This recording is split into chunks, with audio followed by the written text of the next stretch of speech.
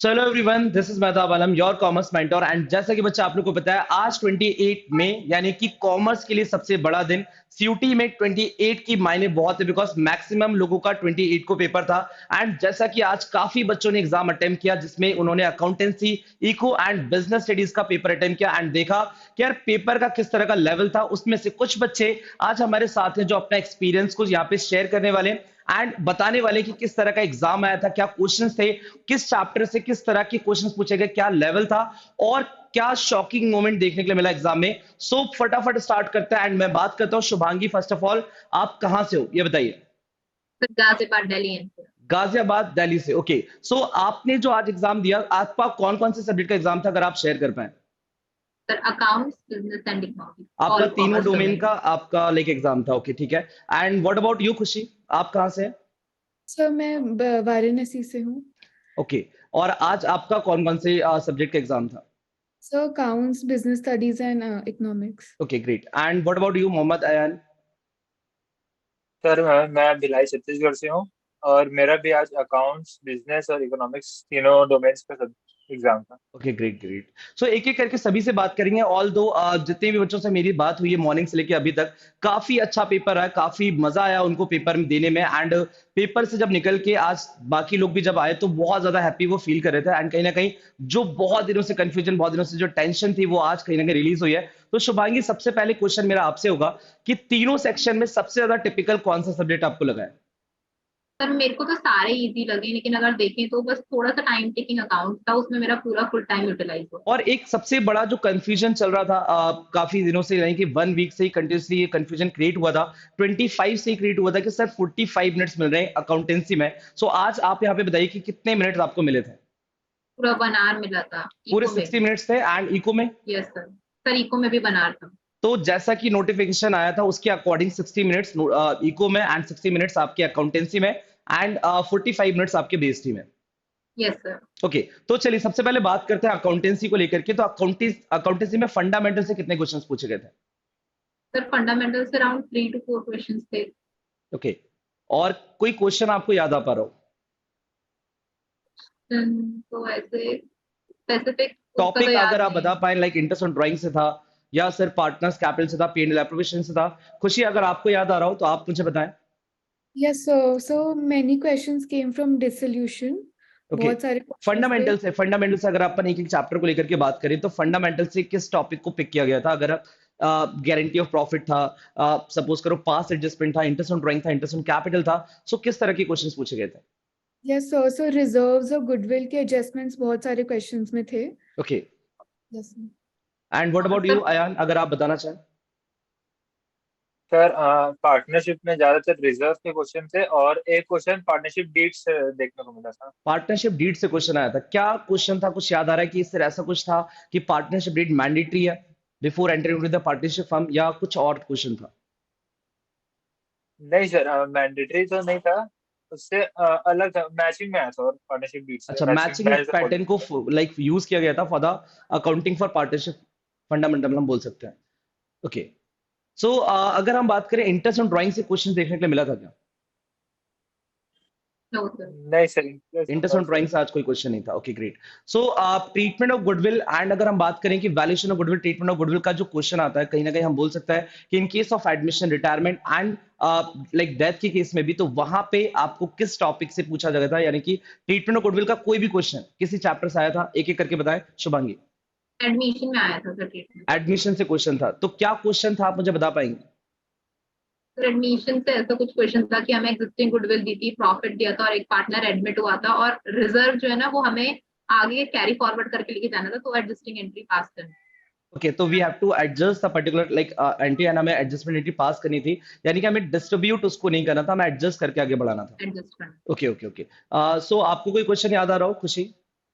Yes sir, मेरे में भी ये सेम क्वेश्चन था और रिटायरमेंट से भी सेम आया था, गुडविल और रिजर्व से। उसमें भी केस स्टडी थी मेरे में, रिटायरमेंट बेस्ड। अच्छा, रिटायरमेंट से केस स्टडी आई थी, आपने बताया, तो केस स्टडी पे कितने क्वेश्चंस बन के आ रहे हैं। सर जितने भी केस स्टडीज थे सब में 4-5 क्वेश्चंस थे रिलेटेड टू दैट। ओके। और पहली केस स्टडी आपने कहाँ से बताई, रिटायरमेंट से।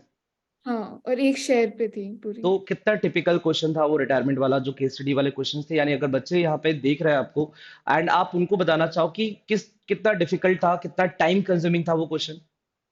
सो लाइक और से कंपेयर करें सारे ऑन पॉइंट थे, पर इसमें वर्किंग रिक्वायर्ड थी। ओके, जिसको गुडविल और रिजर्व्स का कॉन्सेप्ट अच्छे से आता है, they can manage these questions. Okay, great great.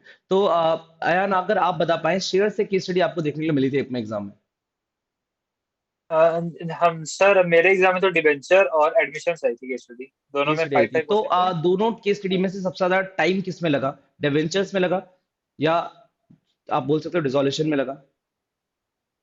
Sir debenture में एक तो loss on issue of debenture में कितना अमाउंट कैरी फॉरवर्ड होगा, वो उस टाइप का क्वेश्चन था। कितने क्वेश्चन थे एक केस स्टडी पे? 4 क्वेश्चन थे, 5 क्वेश्चन थे, कितने थे? सर 5 थे, दोनों में 5 थे, और एक ओके, एडमिशन में भी 5 और डिबेंचर में भी 5 थे। Okay, great. और नॉन प्रॉफिट ऑर्गेनाइजेशन की अगर हम बात करें, काफी ऑल्दो क्योंकि ये सीबीएसई में नहीं पढ़ा जाता, डिलीटेड टॉपिक है, आप लोग ने अलग से इसको प्रिपेयर किया था for your CUT examination. So NPO से कितने क्वेश्चंस पूछे गए थे एंड क्या लेवल था, शुभांगी अगर आप बता पाए? क्वेश्चंस थे। एक तो था कि हम लीजेंड को किस तरफ डालते हैं, और एक था कि अगर हमारा हमने 10,000 का एसेट बेचा और वो 7,000 का है, तो वो इनकम और रिसिप्ट अकाउंट में किस साइड है। मतलब इजी थे बहुत सारे। सो इजी क्वेश्चन थे, ऑल्दो कि मटेरियल कंज्यूम वगैरह एंड फंड बेस्ड अकाउंटिंग को बहुत ज्यादा डीपली यूज नहीं किया गया इन्होंने। Yes sir. Okay, great. और आप बताना चाहे अगर आपको क्वेश्चन याद आ रहा है या आप भी एग्री करेंगे खुशी कि यही सेम क्वेश्चंस थे? तो सेम थे सारे, एंड ओके, सीक्वेंस के बहुत सारे क्वेश्चंस थे और मैच द सीक्वेंस के क्वेश्चंस अकाउंटेंसी में किस चैप्टर से दिखा था आपको सीक्वेंस वाले questions? So financial statements. Okay, all दो उस पे भी हम आते हैं, अभी जस्ट हम बात कर लें। And what about you Ayan, अगर आपसे पूछा जाए कि नॉन प्रॉफिट ऑर्गेनाइजेशन का क्वेश्चन बहुत इजी लगा या टिपिकल क्वेश्चन था, क्या था? सबसे पहले तो नॉन प्रॉफिट ऑर्गेनाइजेशन में 4 क्वेश्चन आए थे, जिसमें 3 काफी इजी थे। जैसे एक था टूर्नामेंट फंड के हिसाब से था, हम्म। तो वो ऐसा क्वेश्चन था कि अगर हमारा टूर्नामेंट फंड, हम लोग टूर्नामेंट करा रहे हैं, तो टूर्नामेंट के एक्सपेंस किस साइड आएंगे। मतलब ऑल दो तो क्लास इनकम में किए एक्सपेंस। हुए क्वेश्चंस पूछे जा रहे हैं, ऑल दो मुझे अभी तक जितना आप लोग बता पा रहे हो, तो मुझे ऐसा लग रहा है सारी क्वेश्चंस हमने क्लास में किए हुए थे ऑलरेडी। Yes sir. यस और सर, जो जितना लेवल हम क्लास है। और जय शुभांगी। सर मतलब जो लेवल के क्वेश्चन हम प्रैक्टिस करते हैं और जो मॉक है ना हमारा सुपर ग्रेड्स का, वो बहुत हाई है, उसके कंपैरेटिव में बहुत आसान पेपर। मतलब मैंने हमेशा बोला था आप लोगों को, स्टार्टिंग में बोला था कि हम लोग अपने आप को वर्स्ट के लिए प्रिपेयर करेंगे, कितना भी टिपिकल एग्जाम आ जाए तो भी हमारा जो गोल है हम उसको अचीव करेंगे। ऑल दो अगर लेवल वो कम भी करेंगे तो हमारा जो गोल है हम उस पे नीचे नहीं आने वाले, अगर हम बात करें तो। एक एक करके आप लोग मुझे बताइए कि अकाउंटेंसी में आपने अटेम्प्ट कितने किए, शुभांगी? सर मैंने पूरे 40 अटेम्प्ट करे, और इवन मैं 1-2 और एक्स्ट्रा अटेम्प्ट कर। तो कितना कॉन्फिडेंट हो आप इस चीज को लेके कि 40 क्वेश्चंस आपने अटेम्प्ट किए? तो क्या लगता है एक दो क्वेश्चंस गलत होंगे या पूरे क्वेश्चंस पे नहीं बिल्कुल? सर, 40 से। बिल्कुल, great great great. And what about you खुशी, आप बताएं मुझे कितने क्वेश्चंस आपने अटेम्प्ट किए? So even I attempted 40, and I okay, think all are correct.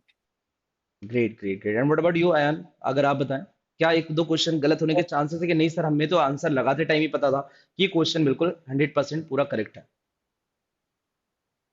मैंने अटेम्प्ट तो 40 आउट ऑफ 40 किए थे उसमें, लेकिन एक दो क्वेश्चन ऐसे जहाँ पे गेस वर्क काम करता है, एक दो क्वेश्चन थे ऐसे। अच्छा, तो ऑल दो एक दो क्वेश्चन को लेकर के आप थोड़ा सा अनश्योर हो, बट स्टिल कहीं ना कहीं आपको भी लगता है 40 क्वेश्चन मेरे हो सकते हैं, ठीक? 40 ओके, में अगर 38 तो करेक्ट होंगी। मतलब एक दो क्वेश्चन का अंश्योर है, ठीक है। आई होप वो भी हाँ। ठीक चले जाएं आपके, एंड बहुत अच्छी बात है। सो ऑल दो एक छोटा सा पॉइंट मैं आपसे यहाँ पे डिस्कस करना चाहूंगा, कंप्यूटराइज अकाउंटिंग को लेके बच्चा काफी परेशान थे यहाँ पर। हम बोल सकते हैं आप लोग भी जब एग्जाम से पहले लाइक एग्जाम में जाने वाले थे तो आप बहुत परेशान थे, सर क्या क्राइटेरिया है, कंप्यूटर अकाउंटिंग कितना पढ़ा जाए? सो क्या लगता है शुभांगी, कितना पढ़ा जाए और कितने क्वेश्चन पूछे गए थे, कितना वेटेज था कंप्यूटर सर अकाउंटिंग को लेकर? 2 to 3 क्वेश्चन सर, बहुत ही बेसिक क्वेश्चन थे वो। ओके, तो तो आप मतलब ऊपर से बेसिक। हाँ, मतलब अपने को कुछ क्वेश्चन याद आ रहे हो डायरेक्ट क्वेश्चंस की यहाँ से ही टॉपिक से पूछा गया था? सर एक मतलब एक ना ऑप्शन था कि यार कौन सा हम जैसे कंट्रोल के साथ कौन सा की दबाते हैं तो ये वाला फंक्शन हो जाता है ना, मतलब ऑप्शन में कोई याद नहीं है, तो वो direct question. Okay okay okay. And अगर हम बात करते हैं फाइनेंशियल स्टेटमेंट फाइनेंशियल एनालिसिस से, सो इससे कितने क्वेश्चन आए थे? कंपैरेटिव कॉमर्स से कितने क्वेश्चन आए थे, कुछ अगर आप बता पाए? So there was one theory based on cross section, like common size statement, कौन सा analysis है? ओके, मतलब ये And भी किया हुआ क्वेश्चन, मतलब बहुत इजी क्वेश्चन। yes sir. और इसके अलावा कोई कैलकुलेशंस वाले जो क्वेश्चंस जिसमें आपको बहुत ज्यादा टाइम लगा हो, किस चैप्टर से आए थे? अगर कैलकुलेशन की बात की जाए, आया ना, अगर आप बता पाए कि सबसे ज्यादा कैलकुलेटिव पार्ट कौन सा वाला था, किस चैप्टर से आया था? सर सबसे ज्यादा कैलकुलेटिव तो अगर अकाउंटिंग रेशियो से थे, 2-3 क्वेश्चन थे उसमें। किस उसमें कौन से जैसे एक रेशियो से था पूछा गया था? कोई रेशियो पर्टिकुलर अगर आप बता पाए कि ये रेशियो से क्वेश्चन आया था? सर डेट इक्विटी रेशियो था। तो जैसे डेट डेट इक्विटी इक्विटी था, हमारा ओके। 2.5:1 रेशियो है। हम्म। तो इंक्रीज और डिक्रीज के ऑप्शन दिए थे, किसमें इंक्रीज और किसमें डिक्रीज होगा। ओके।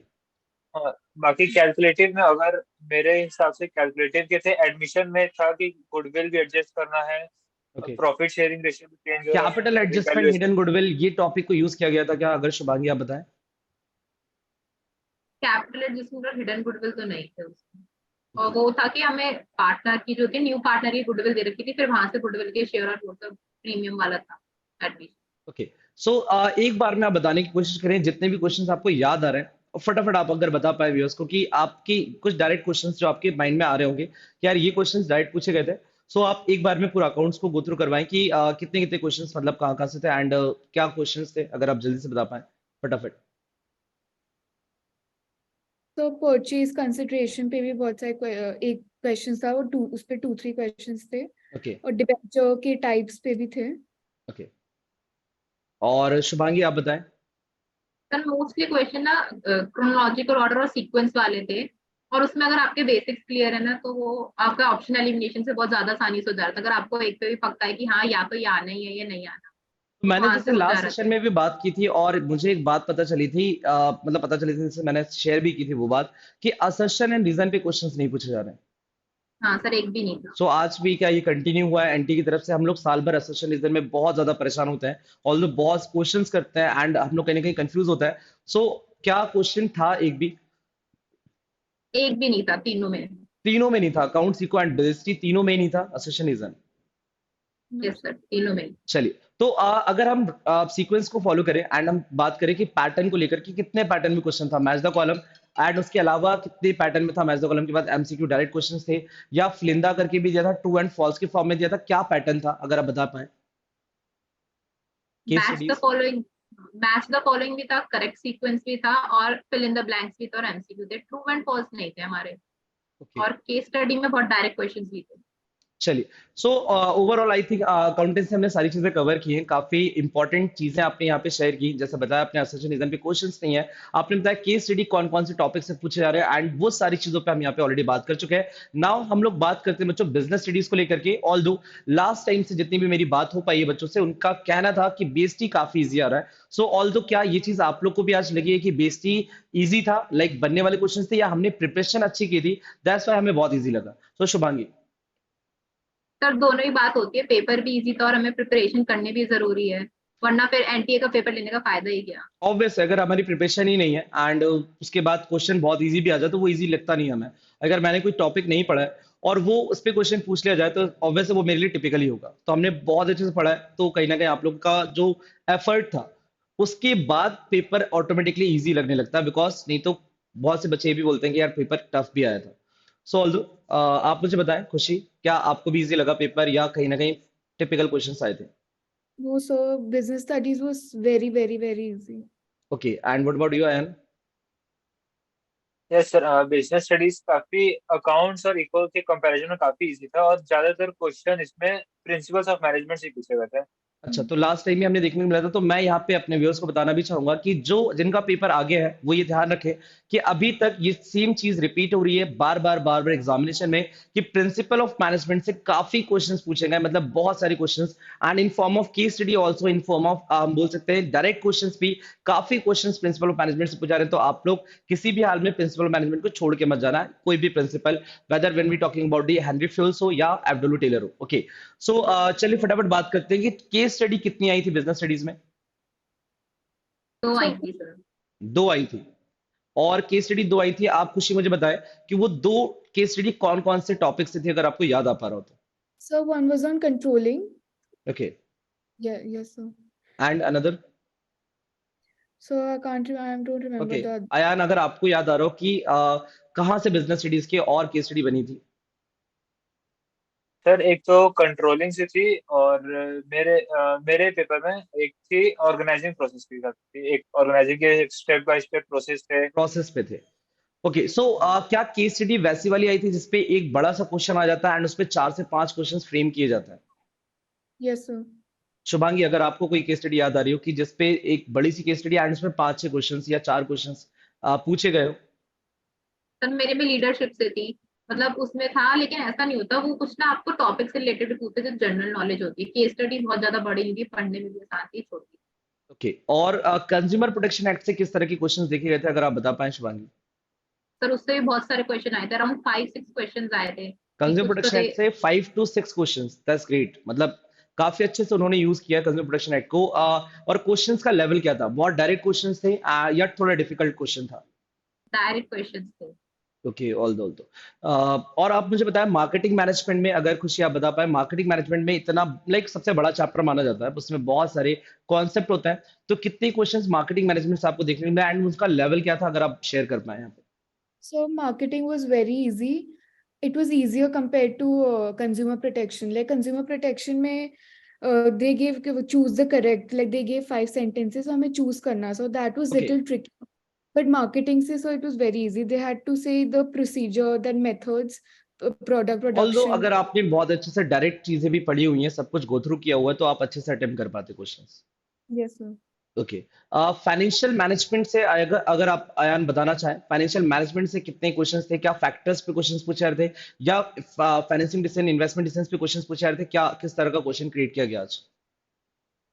सर फाइनेंशियल मैनेजमेंट से लगभग 4 से 5 क्वेश्चन रहे थे, और ओके, एक दो क्वेश्चन थे कैपिटल स्ट्रक्चर और उसके फैक्टर्स के हिसाब से, एक थे फैक्टर्स ऑफ इन्वेस्टमेंट डिसीजन, और एक और एक क्वेश्चन मुझे मैचिंग और याद फैक्टर। आ रहा है, काफी बच्चे मुझसे पूछ रहे थे, सर अर्निंग पर शेयर पे क्वेश्चन आया था क्या?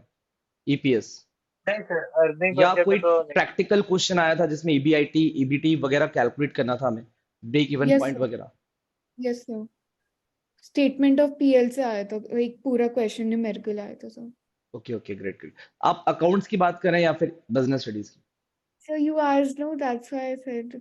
ओके, आपने अकाउंट्स बताया, Yeah yeah. बट मैं ईबीआईटी बिजनेस स्टडीज के लिए बात कर रहा हूँ, जो फाइनेंशियल मैनेजमेंट में कैलकुलेट करते हैं ईबीआईटी को कैपिटल स्ट्रक्चर के फॉर्म में, ईपीएस। सो उस पे क्वेश्चंस तो नहीं दिखे आज हमें बेस्टी में, कोई भी कैलकुलेटिव पार्ट ओके। वाला। ओके, और इसके बाद हम फंक्शन ऑफ मैनेजमेंट से कितने क्वेश्चंस, क्या वेटेज रहा होगा फंक्शन ऑफ मैनेजमेंट से? अगर हम ओवरऑल बात करें कि 5 चैप्टर्स होते हैं, काफी इंपॉर्टेंट चैप्टर्स होते हैं, like planning, organising, staffing, directing and controlling. So इनमें से कितने क्वेश्चंस पूछेंगे और क्या वेटेज होगा अगर आउट ऑफ द 50 क्वेश्चंस की हम बात करें? अराउंड 10 क्वेश्चन सर, एक केस स्टडी आएगी पूरी कंट्रोलिंग, 5 क्वेश्चन। और इसके अलावा भी, मतलब सिर्फ और सिर्फ मैं 5 चैप्टर को भी ले लूं, फंक्शन और मैनेजमेंट को ले लूं, तो इसमें से कितने 10 to 15 क्वेश्चंस होंगे या 20 क्वेश्चंस थे? कितने क्वेश्चंस ओवरऑल रहे होंगे? 15 के अराउंड। ओके, एंड मुझे आया ना, आप बताइए कि पार्ट ए पार्ट बी सबसे ज्यादा क्वेश्चंस आपको कहाँ दिखे? पार्ट ए ऑल्दो 8 चैप्टर्स हैं, पार्ट बी में आपके सिर्फ 4 चैप्टर्स हैं। सो ऑल्दो अगर हम कंपेयर करें पार्ट ए पार्ट बी को, so maximum questions part A से पूछे जा रहे थे, या हर तीसरा क्वेश्चन सर पार्ट बी से आ गया, ऐसा कुछ था? नहीं सर, पार्ट ए और पार्ट बी लगभग 65-35 रेशियो में था। 35 कौन सा, 65 कौन सा? 65% पार्ट ए में, जैसे ऑर्गेनाइजिंग के प्रोसेस में, और डायरेक्टिंग में लीडरशिप, मोटिवेशन, इनसे पूछे गए थे। सो ऑल्दो हम कंट्रोलिंग। बोल सकते हैं कि कहीं ना कहीं 60-40 भी हम मान लें अगर, तो काफी क्वेश्चंस हमें इस बार पार्ट ए में से, क्योंकि आपने बताया प्रिंसिपल ऑफ मैनेजमेंट से काफी क्वेश्चंस थे, ऑर्गेनाइजिंग, कंट्रोलिंग से काफी क्वेश्चंस थे। कोई डायरेक्ट क्वेश्चंस अगर एक एक करके आप लोग बता पाओ कि कोई डायरेक्ट क्वेश्चंस आपको याद आ पा रहे हैं? शुभांगी, अगर आप बता पाए कि ये सर इस टाइप का क्वेश्चन था ऑल्दो, तो आप मुझे बता पाए यहाँ पे। सर लाइक एक ऑर्गेनाइजिंग का था, उसमें इनकरेक्ट स्टेटमेंट निकालना था कि departmentalisation is the first step of process of organising. और जो थे ना, वह फंक्शंस होते हैं, उनके पूरे पूरे प्रोसेस के सीक्वेंस आए हुए थे, अराउंड 2 to 3 आए हुए थे हमारे ओके, सीक्वेंस। और इसके अलावा कोई क्वेश्चन याद आ रहा हो फाइनेंशियल मैनेजमेंट, मार्केटिंग मैनेजमेंट? हाँ, एक ऐसा था कि मतलब हम लोग अगर ट्रेडमार्क और ब्रांड के बीच में डिफरेंस क्या होता है, ट्रेडमार्क और ब्रांड मार्क अलग अलग होते हैं सेपरेट, उस पे 4 स्टेटमेंट्स की एक चूज करना था। ओके, एंड और खुशी अगर आपको याद आ रहा हो कोई क्वेश्चन? So all functions में सारे steps पूछे गए थे. हम्म, Yes. उसके अलावा अगर प्रिंसिपल ऑफ मैनेजमेंट से क्या क्वेश्चन था, काफी क्वेश्चंस आपने बताया, कंज्यूमर प्रोटेक्शन एक्ट पे, राइट्स पे क्वेश्चंस थे, या जिस पे हम कंफ्यूज होते हैं हमेशा कि सर वो फिगर्स थे डिस्ट्रिक्ट फोरम के, स्टेट फोरम के, क्या क्वेश्चंस था? सो इट वाज बेसिकली वो हम लोग को कंफ्यूज कर दिए थे 5 स्टेटमेंट्स, उसमें से हमें करेक्ट चूज करना था वही राइट्स के बीच में. Okay, yes, so that came and it financial management में that stock demat and everything, उसका भी प्रोसीजर आया था सेबी पे उसमें. कुछ पूछा गया था, सेबी के फंक्शंस, लिमिटेशंस एंड ऑल, कुछ सेबी पे क्वेश्चन था, या यस, सो सेबी मैच का कोई ईयर पूछ लिया गया हो? सो मैच तो मैच ओके, एंड आयान अगर आप बता पाएं कि कुछ क्वेश्चंस आपको अगर याद आ रहे हो, जो बता दिए यहाँ पे शुभांगी ने एंड खुशी ने, इसके अलावा कुछ क्वेश्चंस अगर आप बताना चाहें कि हाँ सर मेरे पेपर में मुझे ये देखने को मिला, तो कुछ डायरेक्ट क्वेश्चंस की अगर हम बात करें।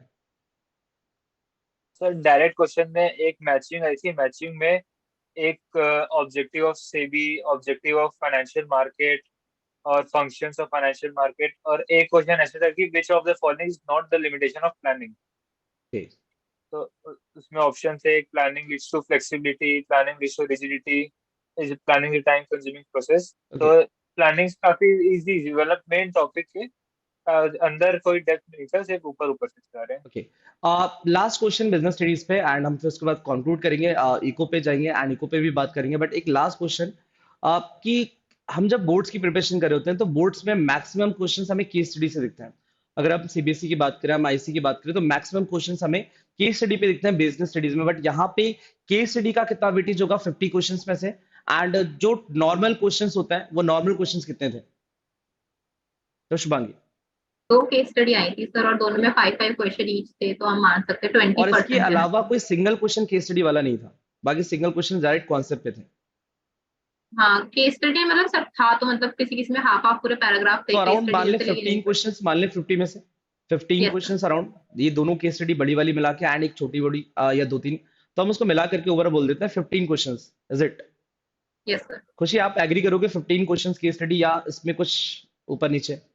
No, so like as in all the 3 subjects, 2 case studies आते हैं, 5-5 questions each, एंड तो 10. इसके अलावा बीएसटी में हम बात करें, अगर बीएसटी में इसके अलावा कोई डायरेक्ट केस स्टडी, बिकॉज हम जब प्रिपरेशन कर रहे होते हैं तो हम लोग सिंगल सिंगल क्वेश्चंस भी केस स्टडी वाली बहुत सारे सॉल्व करते हैं, सो सिंगल Yes, क्वेश्चंस देखे या सिर्फ ये पांच पांच नंबर, पांच पांच क्वेश्चंस वाली केस स्टडी थे?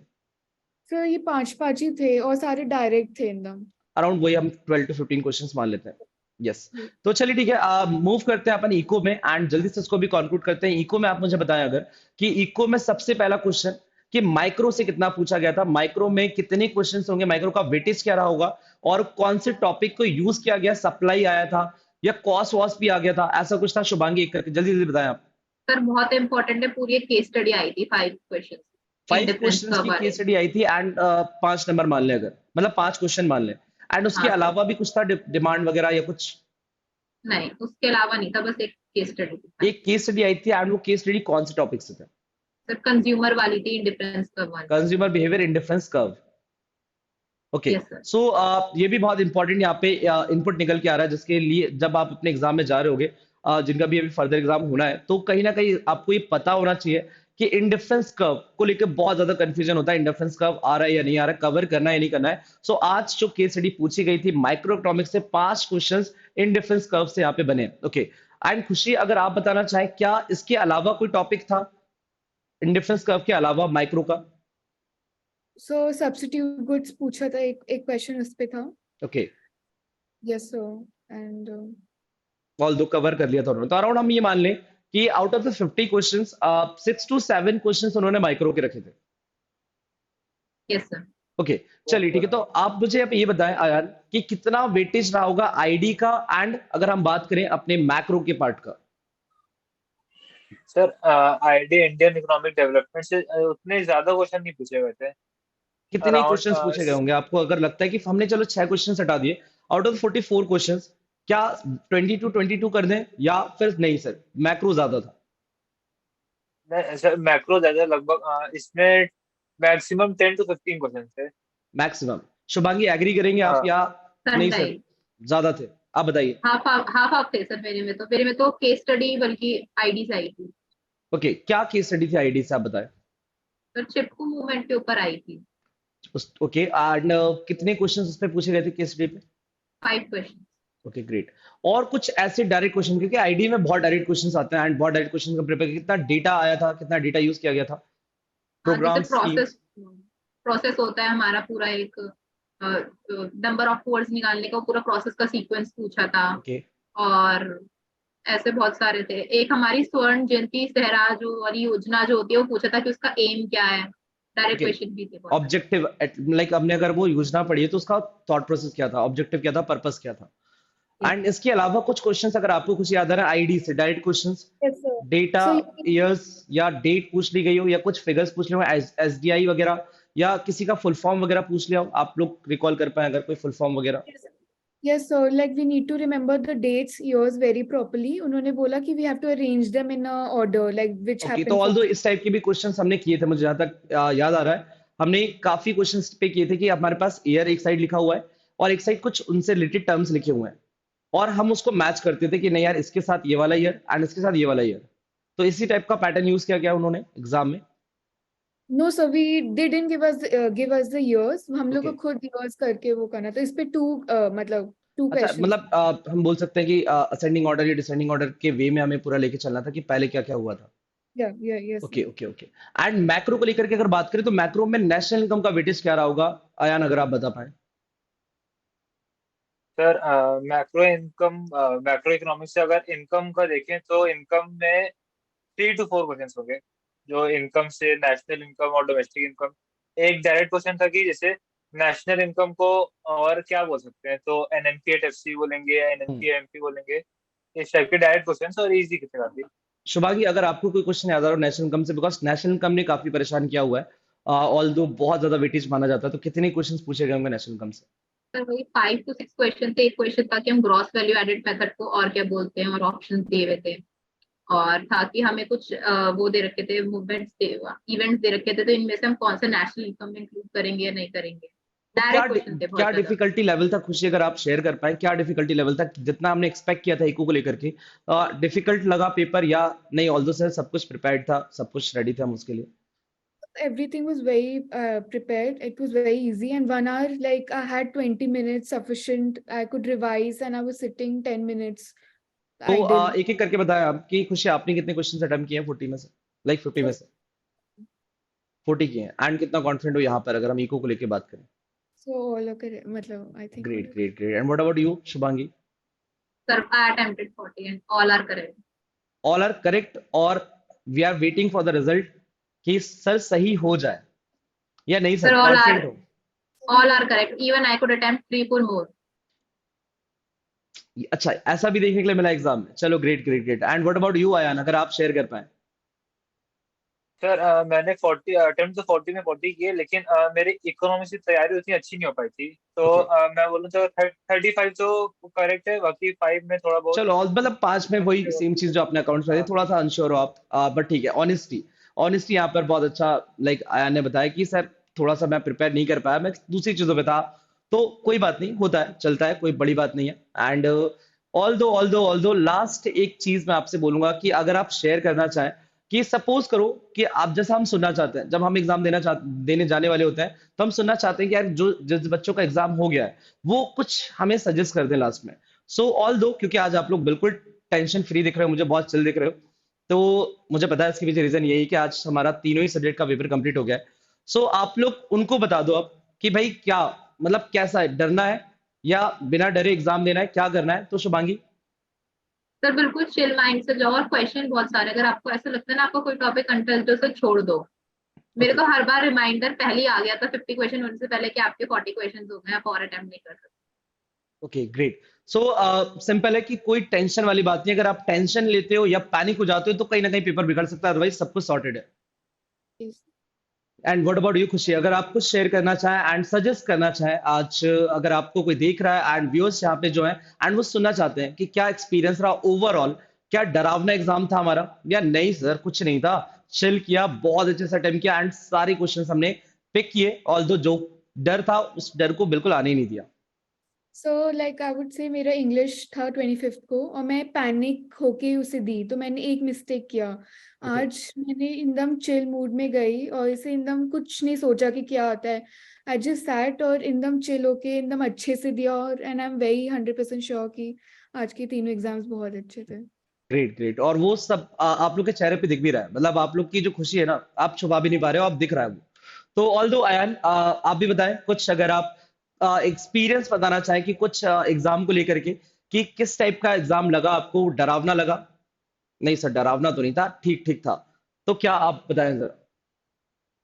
नहीं सर, देखा जाए तो डरावना बिल्कुल नहीं था। थोड़ा बहुत इजी टू मॉडरेट, डरावना इकोनॉमिक्स कह मतलब हम सकते हैं घबरा थोड़ा बहुत बहुत। जाते हैं, मतलब काफी बच्चे बोलते हैं सर मुझे क्वेश्चंस आते थे, बट क्योंकि ना मैं पैनिक हो गया 10 बार, मैं उसको अटेम्प्ट नहीं कर पाया। तो ऐसा कुछ फील हुआ, या वहां पे आपने सेंटर में देखा हो किसी को ऐसा फील हुआ जो कुछ चक्कर वक्कर आ गया, ऐसा कुछ समथिंग लाइक दैट? या नहीं सर, सब चिल सब माहौल था? सब सब ठीक था, और काफी अटेंडेंस भी काफी शॉर्ट हो रही थी। Okay okay okay. So overall all the very best for your result, कि आप लोग का कुछ दिनों में ही रिजल्ट आ जाएगा यहाँ से, अगर हम बात करें, एंड उसके जो भी अपडेट्स है वो इसी चैनल पे आपको मिलते रहेंगे। बट एट द एंड हम लोग यहाँ पे यही चीज पे कंक्लूड करेंगे कि all the very best for your result, and जो भी आप लोग का टारगेट है, एंड एक बार बता दो व्यूअर्स को कि आपने कौन सा कॉलेज टारगेट किया एंड कौन सा कोर्स टारगेट किया है। सो इसके साथ हम सेशन को एंड करें फटाफट। तो यस शुभांगी, आप मुझे बताएं। Sir, basically I targeted IIM, but if I go for CVT, then SRCC and St. Stephen's for okay, EP and and what about BCom. You Khushi? So SRCC BCom honours. Great great great. And what about you Ayan? Sir SRCC BA honours economics. Great great great. So SRCC का charm है, मतलब मुझे समझ में आ रहा है कि SRCC ही चाहिए। तो आई विश कि जो भी आपका टारगेट है, जो भी आपका गोल है, वो अचीव हो। एंड इन्हीं सारी बातों के साथ बच्चे सेशन में यहाँ पे कंक्लूड करते हैं। मिलते हैं आप लोगों से बहुत जल्द नए सेशन में, फिर कुछ बच्चों के साथ जो अपना अपना एक्सपीरियंस यहाँ पे शेयर करेंगे, एंड आप लोग को बताएंगे कि भाई टेंशन लेने की जरूरत नहीं है, प्रिपरेशन आपकी बहुत अच्छी है, और आप एंड में जाओ और एग्जाम को बिल्कुल फोड़ के आओ। So all the very best for your examination, and हम यहाँ पे फटाफट अगले ही सेशन में बहुत जल्द मिलेंगे। Thank you so much.